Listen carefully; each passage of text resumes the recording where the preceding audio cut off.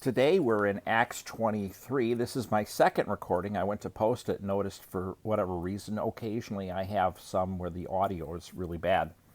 And I've never checked all the videos before I post them, and I probably should just get in that habit, or at least before I record, do an audio check, just a few seconds audio check to make sure they sound good. I'm glad I looked, or glad I listened and heard that this was bad. So we're at Acts 23.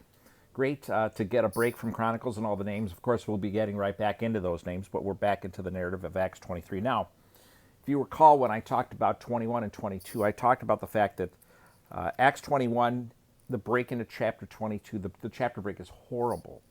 And so I backed up a few verses and started back in a few verses into 21, going into 22. And the same thing happens here. The break between 22 and 23, when they added these chapter divisions in the 1200s or so, whenever they got added in. Terrible break. So what we're going to do is we're going to back up one verse. It's a long verse, but we're going to back up one verse into 22 because it sets it up much better. So Paul made his speech. The Jews got riled up. The commander arrested him, not knowing what had been said because he didn't know the language. He's thinking that he's an Egyptian, part of an assassin group. And Paul's like, no.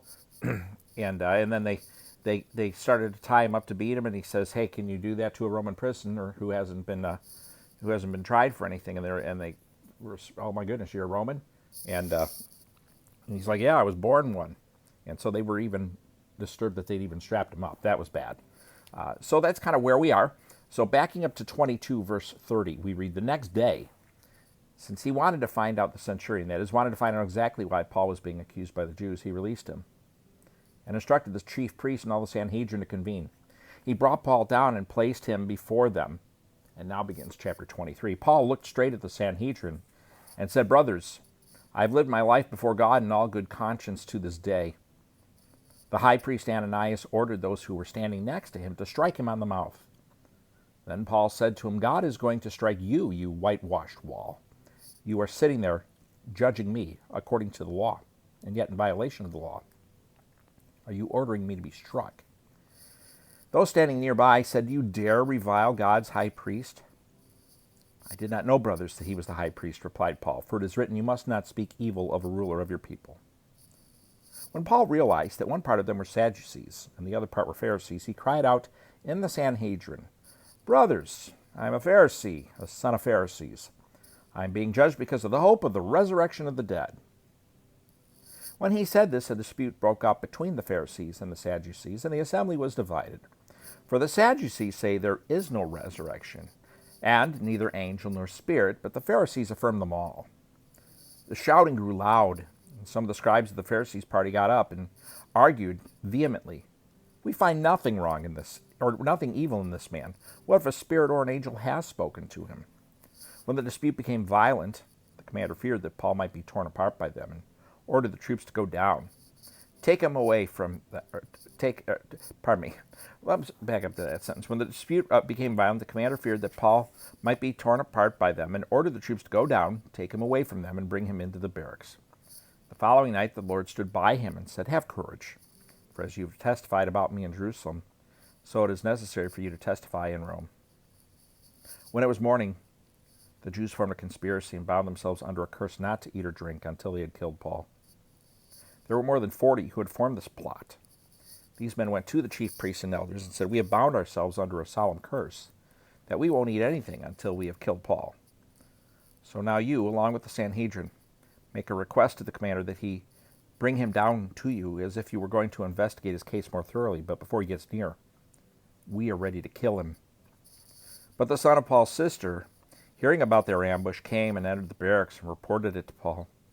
Paul called one of the centurions and said, 'Take this young man to the commander because he has something to report to him.'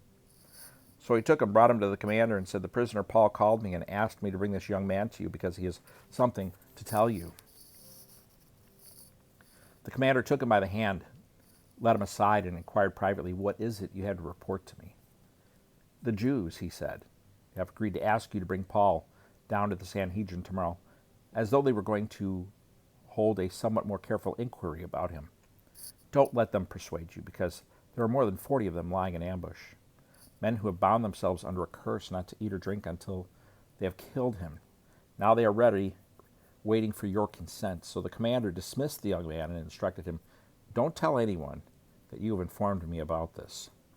He summoned 2 of his centurions and said, "Get 200 soldiers ready with 70 cavalry and 200 spearmen to go to Caesarea at 9 tonight. Also provide mounts to ride so that Paul may be brought safely to Felix the governor." He wrote the following letter: "Claudius Lysias, to the most excellent governor Felix, greetings. When this man had been seized by the Jews and was about to be killed by them, I arrived with my troops and rescued him because I learned that he is a Roman citizen. Wanting to know the charge that they were accusing him of, I brought him down before the Sanhedrin. I found out that the accusations were concerning questions of their law, and that there was no charge that merited death or imprisonment. When I was informed that there was a plot against the man, I sent him to you right away. I also ordered his accusers to state their case against him in your presence." So the soldiers took Paul during the night and brought him to Antipatris, as they were ordered. The next day they returned to the barracks, allowing the cavalry to go on with him. When these men entered Caesarea and delivered the letter to the governor, they also presented Paul to him. After he read it, he asked what province he was from. When he learned he was from Cilicia, he said, "I will give you a hearing whenever your accusers also get here." He ordered that he be kept under guard in Herod's palace. And that is Acts chapter 23 with a little back movement into chapter 22 to set up some context. Thanks for listening and or watching today's chapter. Hope you have a great day, and I hope to see you as we gather for our next chapter.